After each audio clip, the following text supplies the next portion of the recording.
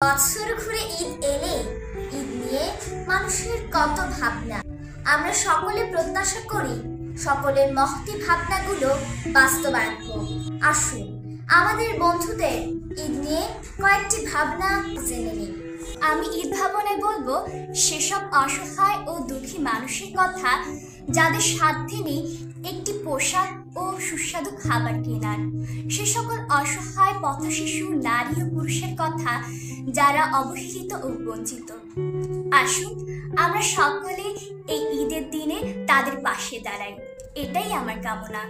ঈদ নিয়ে আমার ভাবনা হলো ঈদের দিনে আমরা যেন আত্মমানবতার পাশে দাঁড়াই, হিংসা বিদ্বেষ ভুলে সহমর্মিতা ও ভ্রাতৃত্বের বন্ধনে আবদ্ধ হই, পরিবার আত্মীয় স্বজন এবং গরিব দুঃখীদের সাথে আনন্দ ভাগাভাগি করে। এটাই আমার প্রত্যাশা। আমি ঈদ ভাবনায় বলবো যাদের উপর জাকাত ফরজ হয়েছে তারা যেন সঠিকভাবে হিসাব করে জাকাত এবং ফিতরার অর্থ জাকাত প্রাপ্তদের মাঝে বন্টন করে দেয়, তাহলেই সার্থক হবে আমাদের ঈদ উৎসব।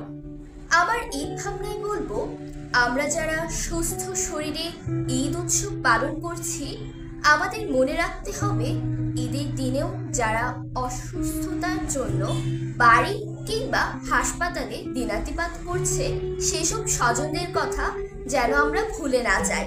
মহান আল্লাহ যেন তাদেরকে সুস্থতা দান করে, আমি সে কামনাই করি। আমার ঈদ ভাবনাটি একটি গল্পের শিক্ষা থেকে বলছি। একদিন মহানবী সাল্লাল্লাহু আলাইহি ওয়াসাল্লাম দেখলেন ঈদগাহের এক কোণে একটি ছেলে বসে কাঁদছে। নবীজি তার কাছে গেলেন, তার দুঃখ শুনলেন, তাকে কোলে তুলে নিয়ে বাড়ি নিয়ে গেলেন। বাড়ি নিয়ে নতুন জামা কাপড় ও খাবার দিয়ে তার দুঃখ দূর করলেন। আমরাও অসহায় মানুষকে এভাবে ভালোবাসবো, এটাই আমার ঈদ প্রত্যাশা।